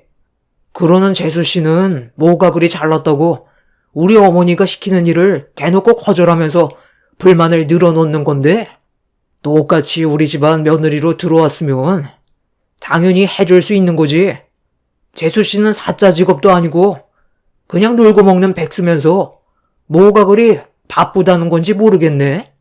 나이가 몇인데 언제까지 내 동생이랑 친정 덕 보면서 살 거야? 친정이 사자 집안이라 돈 좀 번다고 재수씨가 뭐 좀 되는 줄 아나 본데 본인이 잘난 게 아니라 재수씨 집안이 잘난 거야. 처음 인사 왔을 때부터 개념 없어 보이더니 이젠 아주 막말을 일삼네. 뭐라고요? 아주버님, 지금 말 다 했어요? 그러는 아주버님은 얼마나 잘났는데요. 그 나이 먹는 동안 공사판에서 일하면서 뭐가 그리 당당한 건데요? 그만들 해라. 내가 너희들 싸우는 걸 보고 싶어서 한자리에 부른 줄 아니? 결혼식 하루 온종일 하는 것도 아니고 몇 시간 잠깐 하는 거 그 시간 동안 너희들이 우리 막내딸 결혼식 각별히 신경 좀 써주거라. 내가 불안해서 그래. 너무 급하게 식을 올리는 것 같아서 최대한 문제 생기지 않게 준비하고 싶어서 그러는 거니 너희들이 좋은 마음으로 도와줬으면 좋겠구나. 2번 하는 것도 아니고 인생에 딱 한 번 하는 결혼식 좋은 기억으로 남을 수 있게 부탁 좀 하마. 시모가 신우 결혼식을 불안해하고 있었던 건 만난 지 3년도 아닌 3개월 만에 결혼을 하겠다고 하도 졸라서 어쩔 수 없이 허락을 해줬었지만 서로가 알아간 시간이 짧기 때문에 시모는 걱정이 많아 보였습니다. 시모가 결혼을 허락하게 된 결정적인 이유는 신우 예비신랑 부모가 철강 사업을 하는데 그 밑에서 일을 배우고 있고 집안 자체가 재력이 상당하다는 말을 들었었어요. 둘이 소개로 만났다곤 하는데 워낙 집안 차이가 심해서 결혼을 허락받았다는 말을 들었을 때 시모 입장에선 많이 불안해하는 것 같았습니다. 잘 나가는 집안이 중소기업에서 일을 하는 신우와의 결혼을 크게 문제 삼지 않았었고 3개월 만에 결혼까지 계획을 세웠다는 게 또 다른 뭔가 있을까봐 걱정을 너무 많이 하셨어요. 예비신랑 집안에서 좋은 마음으로 두 사람의 사랑을 진심으로 응원해서 허락한 결혼일 수도 있겠지만 누구나 한 번쯤은 의심을 할 수밖에 없는 상황이기는 했습니다. 그렇다고 신우의 예비신랑 회사가 문제가 있거나 그런 건 아니었어요. 정상적인 회사였고 직원들 수도 상당히 많았었죠. 이미 남편이 어떤 회사인지 전부 다 파악하고 직접 현장까지 방문해 볼 정도로 시모의 걱정을 덜어줬었는데도 만난 지 얼마 되지 않아 결혼까지 한다는 걸 제일 불안해하고 있었어요. 시부가 돌아가신 지 얼마 되지 않아 남편이 집안의 기둥 역할을 해오고 있어서 신우의 결혼식 날 시모가 원하는 대로 해주는 걸로 결정을 내렸고 동서와 서방님은 어쩔 수 없이 그 말을 따라야만 했었죠. 그렇게 며칠 뒤 결혼식 당일이 되었고 저희 부부는 일찍 서둘러 식장을 찾아갔어요. 이미 많은 하객들이 식장을 꽉 채울 정도로 들어와 있었고 신우는 신부 대기실에서 결혼식을 진행하기 위한 준비를 이미 마친 상태로 대기하고 있었어요. 제가 크게 도와줄 게 없을 정도로 옆에 있던 헬퍼분께서 신우를 잘 챙겨주고 있었습니다. 계획된 결혼식은 예정대로 순조롭게 진행이 매끄럽게 되고 있었고 큰 사고 없이 식을 마칠 수 있었습니다. 동서내외는 식이 시작할 때쯤 늦게 오더니 결혼식이 끝나자마자 바로 식장에서 나가려 하길래 제가 동서를 붙잡았어요. 곧 준비되어 있는 하객들 식사 시간이고 그와 동시에 패배까지 준비가 되어 있는 상황이라 동서내외도 자리를 지키고 있어야 하는데 결혼식도 끝났는데 식장에 뭐하러 있냐고 뒤처리는 제가 다 하라면서 동서가 저를 뿌리치며 식장을 나가려 했어요. 저번에 시댁에서 시모와 저희 남편이 했던 말 기억 안 나냐며 혹시 모를 일을 대비해 자리를 지키는 게 좋을 거라고 얘기하는 순간 갑자기 제 팔을 끌어당기더니 저를 조용한 곳으로 데리고 들어왔어요. 동서는 제가 한 말에 대해 상당히 기분이 안 좋아 보였습니다. 아, 진짜. 그냥 형님이 하면 되는 거잖아요. 이미 결혼식도 끝났는데 제가 자리에 있어야 될 이유가 있는 거예요? 일정이 바쁘다고 얘기했잖아요. 저번에 어머님이 동서한테 뭐라고 했어? 하객들 식사 시작하면 패백도 같이 하기 때문에 어수선해질 수 있는 자리를 동서가 신경 좀 써달라고 부탁했었잖아. 그래서 시간 조절해달라고까지 말했었는데 아예 듣지도 않았던 거야? 가족이라는 게 뭔데? 서로 도움이 필요할 때 도와주는 게 가족 아니야? 나중에 동서가 도움받게 될 일이 전혀 없을 것 같아? 한 치 앞도 모르는 게 사람 일인데 지금 이런 식으로 행동하는 거 정말 후회 안 할 자신 있어? 정말 보자 하니까.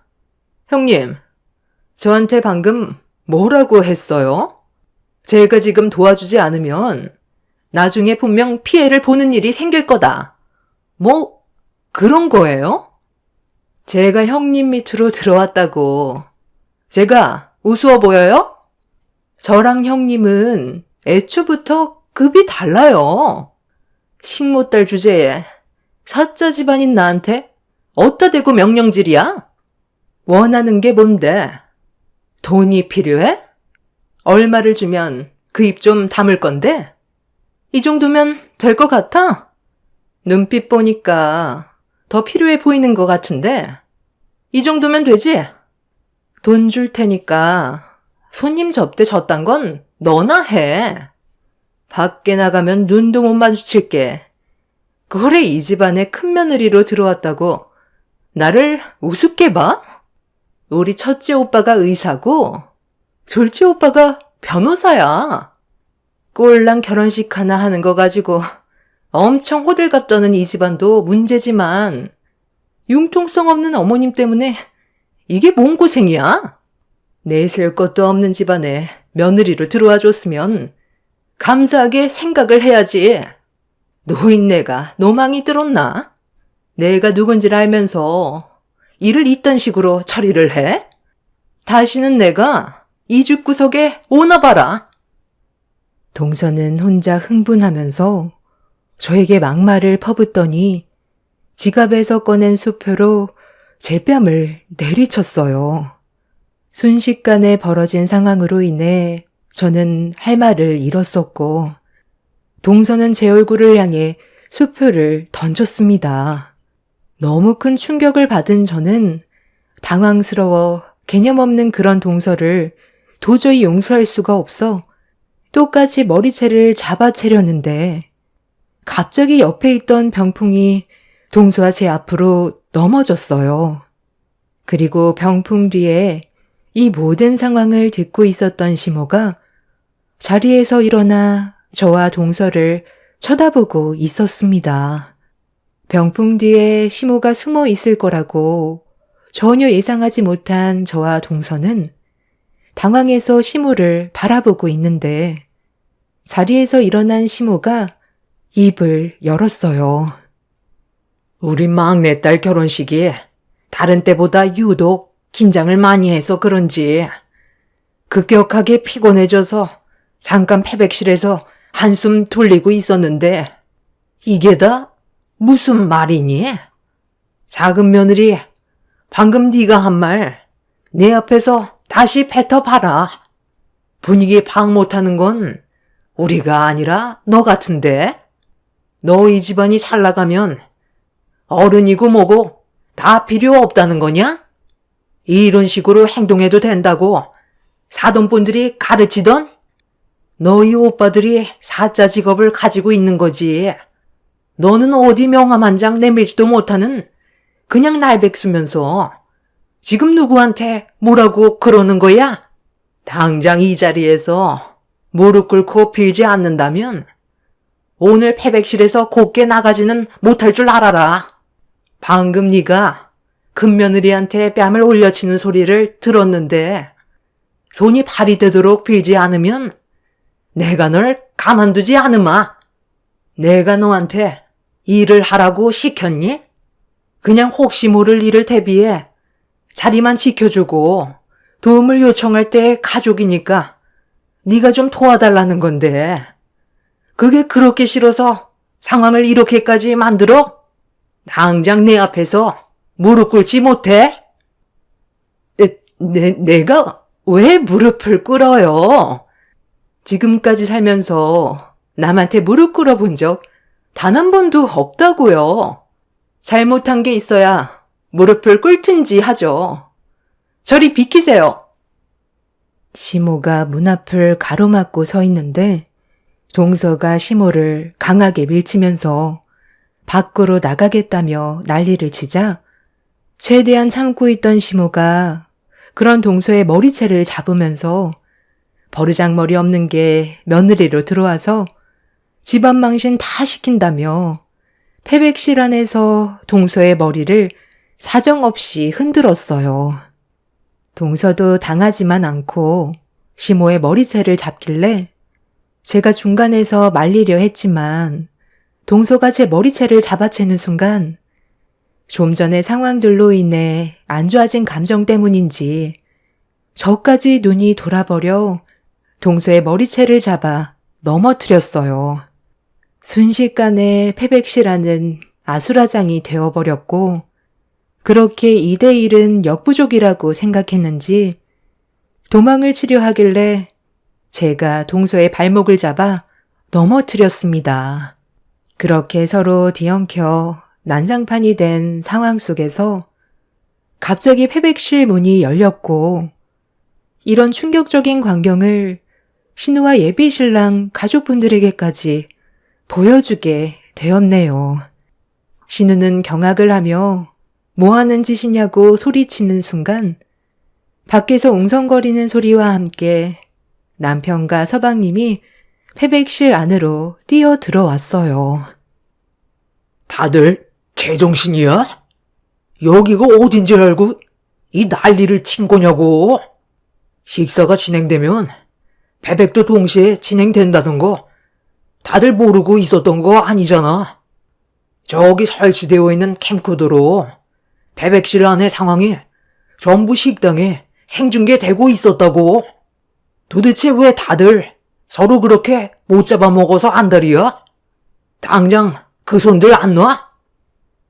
결혼식 참석해준 것만도 감사하게 생각해야지. 감히 나를 건드려?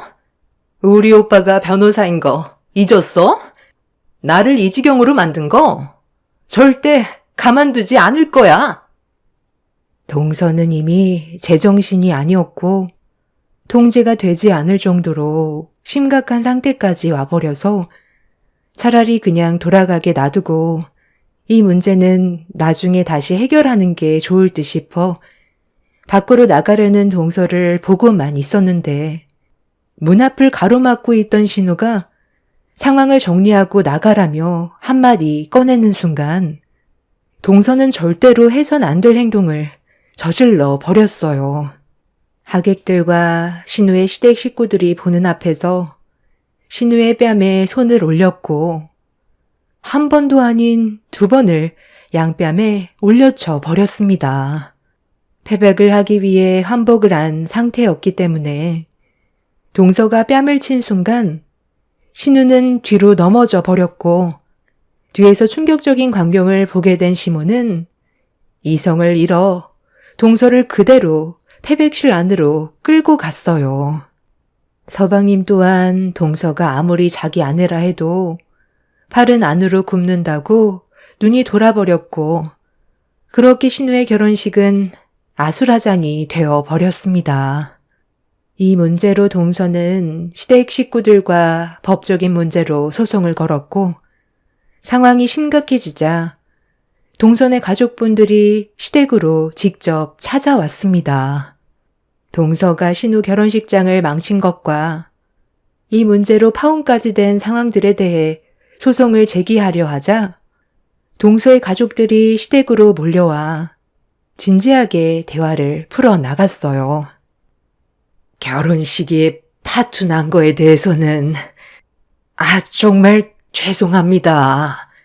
제 딸이 전부 다 잘못한 점에 대해서는 금전적으로 충분한 보상을 해드릴 테니 이번 한 번만 조용히 넘어가 주실 수 있으신가요? 이런 일로 저희 집안에 안 좋은 소문 떠도는 걸 원하지 않기 때문에 혹시라도 조금의 흠이라도 생기게 된다면 제 아들들의 앞날에 걸림돌이 될 수 있는 걸 막고 싶어서 이렇게 직접 찾아왔습니다. 제 딸이 막내라서 그런지 어렸을 적부터 오냐오냐 키워서 그런 건지 모르겠지만 자기가 원치 않는 일들을 억지로 했을 경우 그걸 참기 힘들어 하더라고요. 그래서 이런 문제가 생긴 것 같습니다. 그동안 사돈께서 제 딸의 버릇없는 행동에 대해 좋게 넘어가 주신 적 많으실 텐데 이번에도 너그러이 용서해 주시면 안 될까요? 법적으로 해결한들 서로에게 상처만 커지지 좋아지는 건 없잖아요. 그렇긴 하죠. 저도 법적으로까지 얼굴 붉히고 싸우는 거 원하지 않습니다. 하지만 이 문제는 단순하지가 않아서요. 작은 며느리가 저지른 행동 하나 때문에 얼마나 많은 사람들이 피해를 받는지 아세요? 제 딸이 파혼을 당했습니다. 저희 집안 꼴을 보더니 정상적인 집안이 아닌 것 같다면서 결혼을 무효 처리했고 그에 따른 위자료까지 저에게 소송을 걸어버린 상태입니다. 제 딸은 지금 이 문제로 충격을 너무 받아서 정신과 치료까지 받고 있어요. 아무리 개념이 없다 한들 어른한테 막말하고 수표로 저희 큰며느리 얼굴을 내려치는 것도 모자라 제 머리채까지 잡아 난리를 쳤는데 이게 조용히 넘어갈 문제인가요?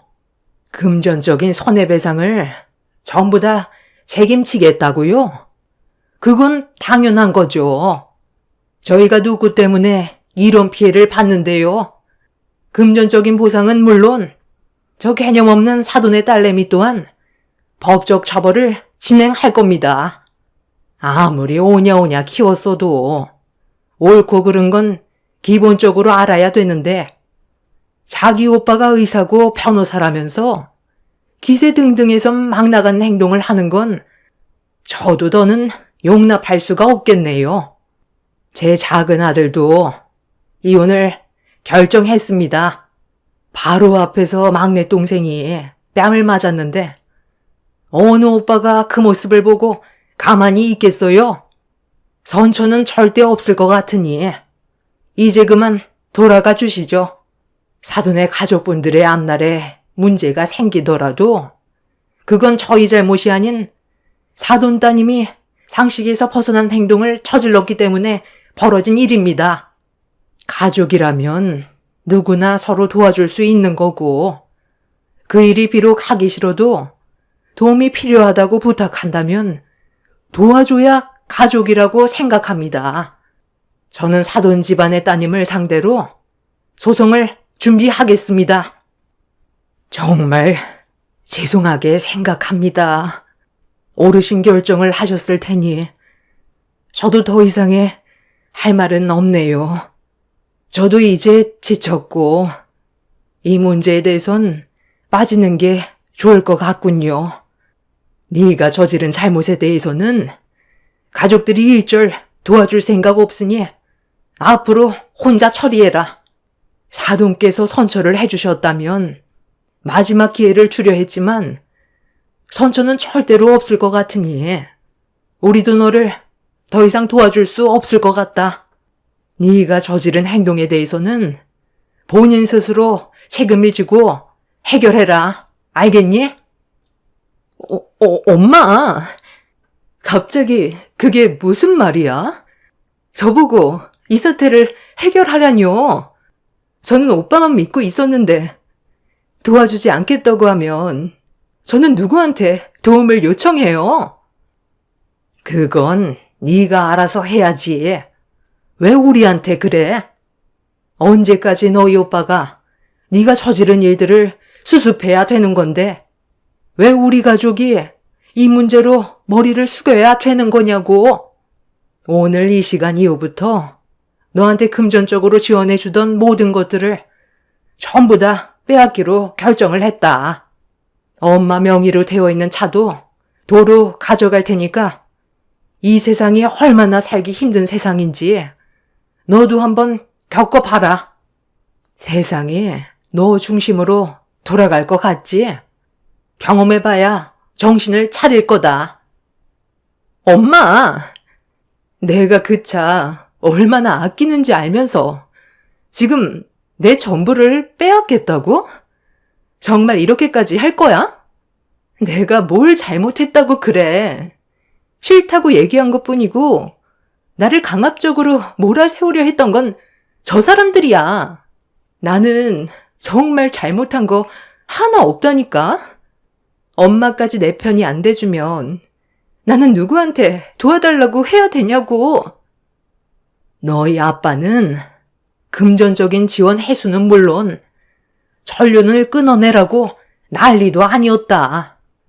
가만두지 않겠다는 거 겨우 말리고 여기로 온 거라고. 너는 아직까지 뭐가 잘못된 건지 알지 못하는 거야? 금전적인 지원이 끊어지는 것보다 중요한 문제가 뭔지 몰라? 네가 진심으로 저분들께 용서를 구하는 일이 먼저라고. 동서는 전혀 예상하지 못한 전개로 흘러가기 시작하자 그제서야 고개를 숙이며 죄송하다고 했지만 전혀 진심이 느껴지지 않았어요. 시모는 용서를 구하는 동서를 받아주지 않았고 서방님은 동서의 어머니한테 이혼을 진행하겠다는 확고한 의사를 밝혔습니다. 동서 내외는 아이가 없어서 이혼을 하게 되면 한 달의 숙려 기간을 끝으로 법적인 남남이 되는 상황이었죠. 동서가 아이를 너무 싫어했어요. 인생을 즐기면서 살고 있는 자신의 삶을 아이로 인해 빼앗기고 싶지 않다면서 아이 가지는 걸 원하지 않았었습니다. 처음에는 서방님과 결혼할 당시 아이도 생각 중에 있다고 얘기해 놓고 결혼식이 끝나고 태도가 돌변해서는 계속해서 아이 가지는 걸 미루고 있다가 본색을 드러냈었죠. 아이를 가지지 않겠다는 것도 시모는 동서의 의사를 존중해 주었었고 가족의 구성원으로 도움이 필요하면 그래도 불평불만보다 최대한 좋은 쪽으로 도와줬었는데 동서는 그 모든 것들을 당연하다고 생각해 오고 있었어요. 결국 자기 가족들에게까지 내쳐지게 되자 오갈 데가 없어진 동서는 그제서야 분위기를 파악했는지 진심으로 눈물을 흘리면서 용서를 구했지만 이미 저희는 확고하게 마음을 잡았던 터라 선처는 없었습니다. 시간이 지나면 또다시 예전의 모습으로 다시 돌아갈 수 있다는 걸 모두가 알고 있었어요. 같이 살아갈 수 없는 결정적인 이유는 신우의 결혼식이 파투가 났기 때문에 되돌릴 수 없을 정도로 상황이 심각해져서 법적으로 소송을 진행할 수밖에 없었습니다.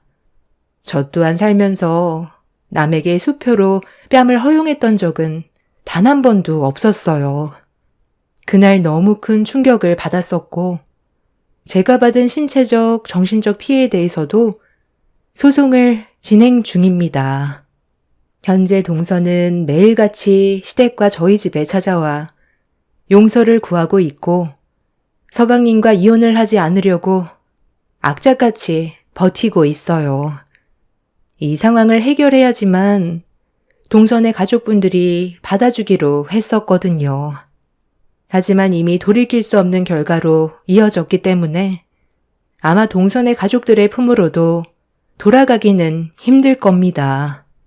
그쪽 집안도 그동안 상당히 많이 힘들었었는지 두 손 두 발 들어버렸고 혼자가 된 동서는 현재 자신의 위치를 뒤늦게 깨달았네요. 가족이란 서로 힘들 때 도와줄 수 있는 게 가족이잖아요.